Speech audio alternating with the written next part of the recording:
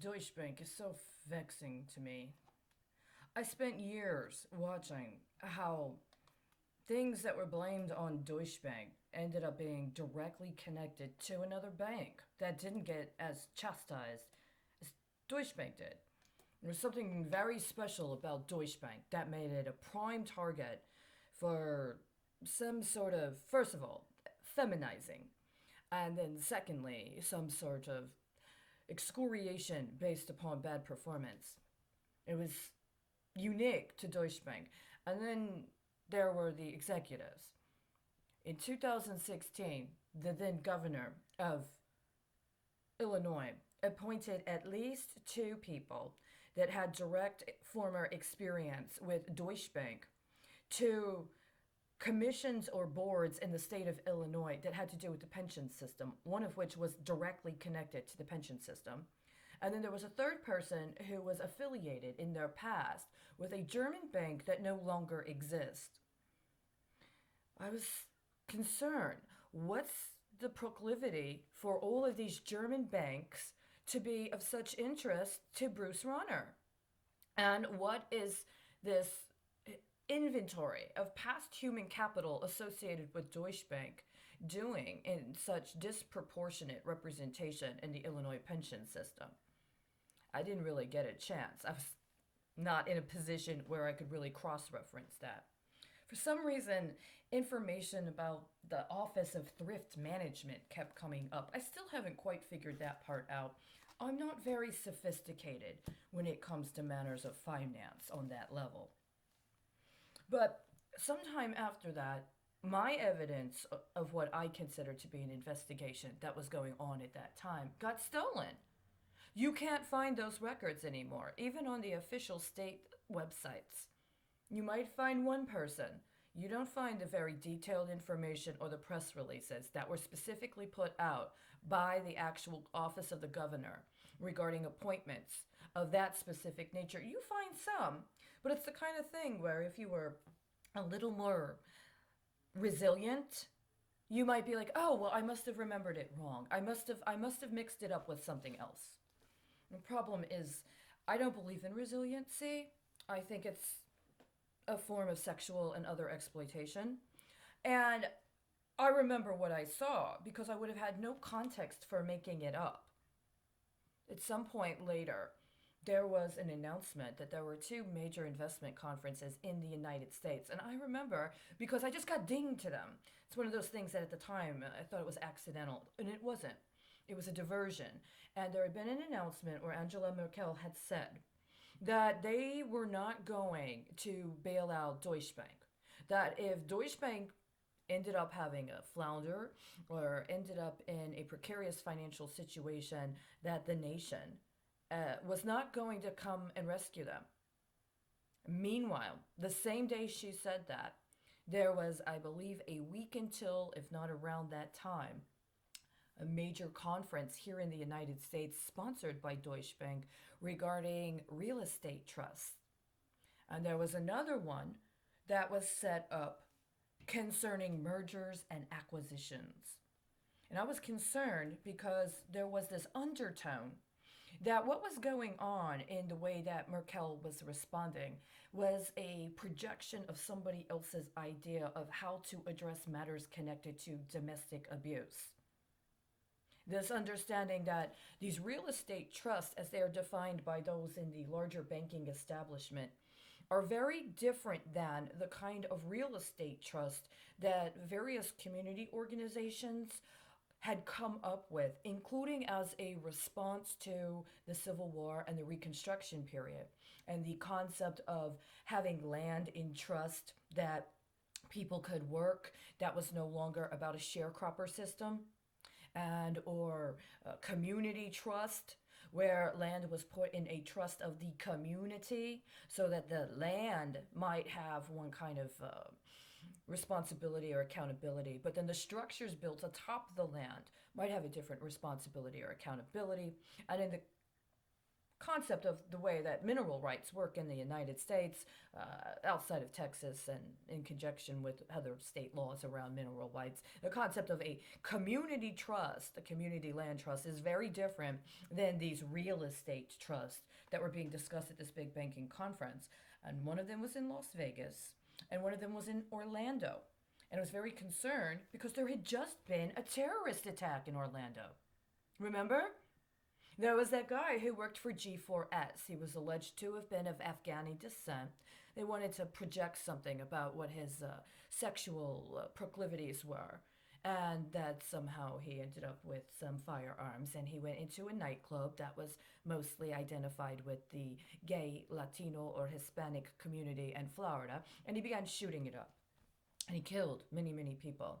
And the problem, of course, was that anybody that understands various things that had already been ongoing for, at least as far as I knew, 20 years, connected to trying to broach issues around LGBT identity, and maybe coming from a more conservative or a more traditional Hispanic or Latino background, got artificially contrived into that crisis, that tragedy of them being in that nightclub and being shot by a terrorist. Now, all of a sudden, the media is about how all these artificially contrived conversations around LGBT rights were going to come to the forefront because of this tragedy.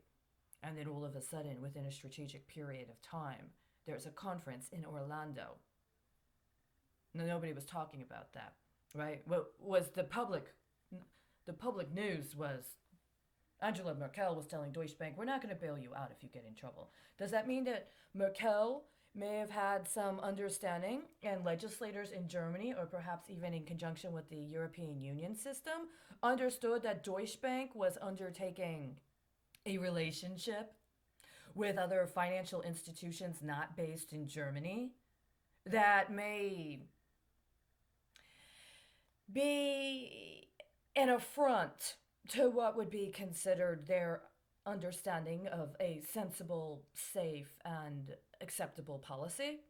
It wasn't just about, well, right now you've got a little bit of financial trouble. You might need the state to support you or give you a loan.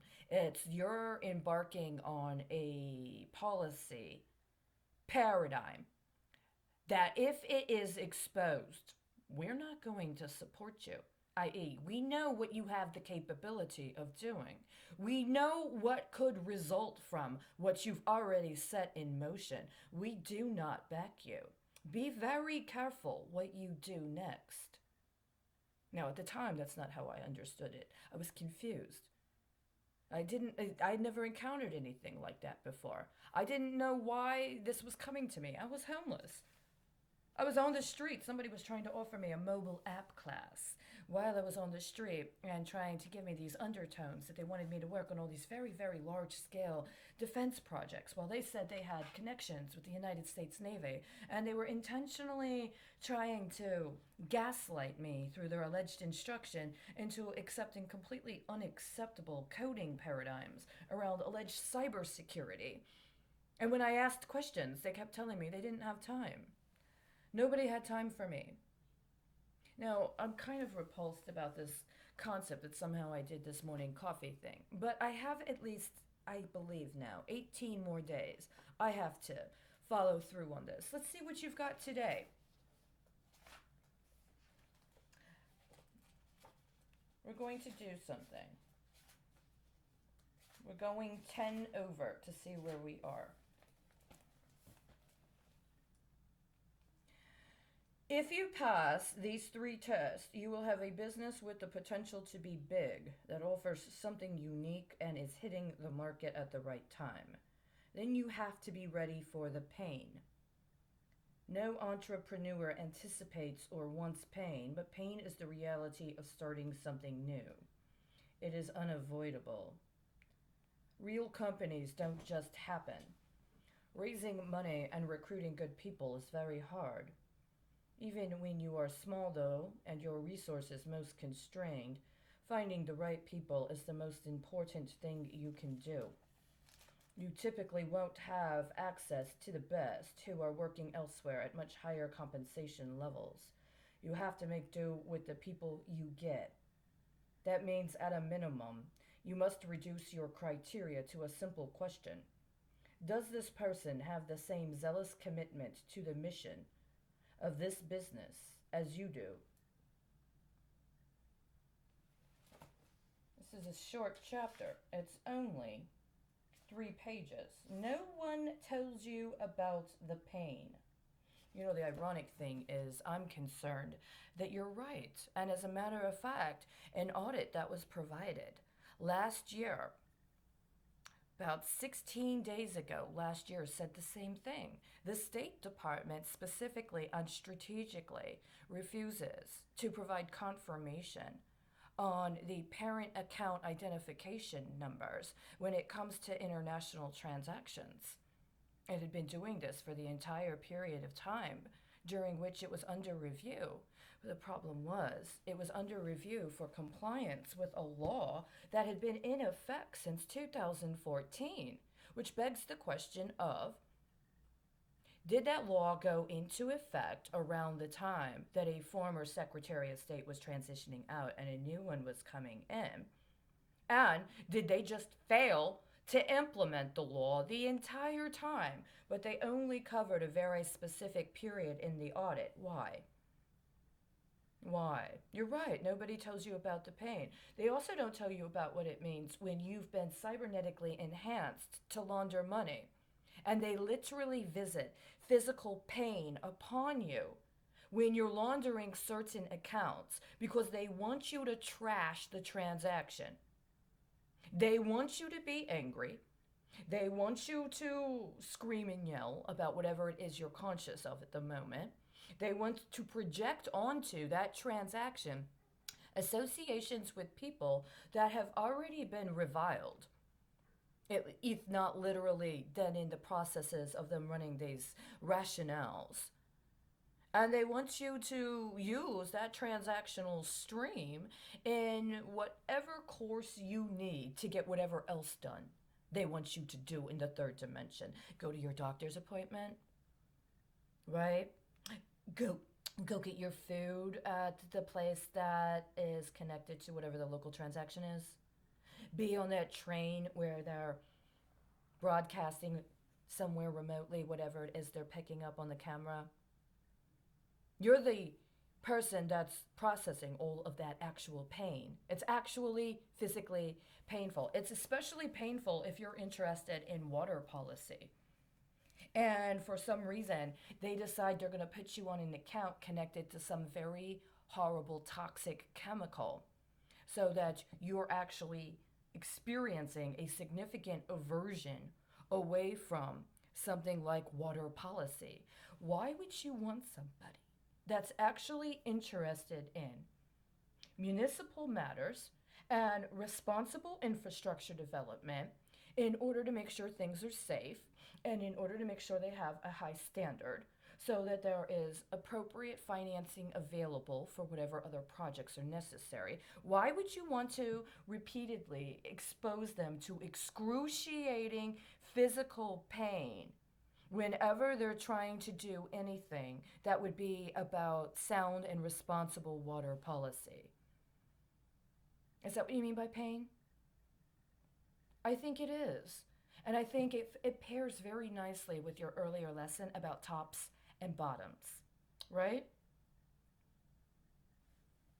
I hope you have a good day today, Stephen.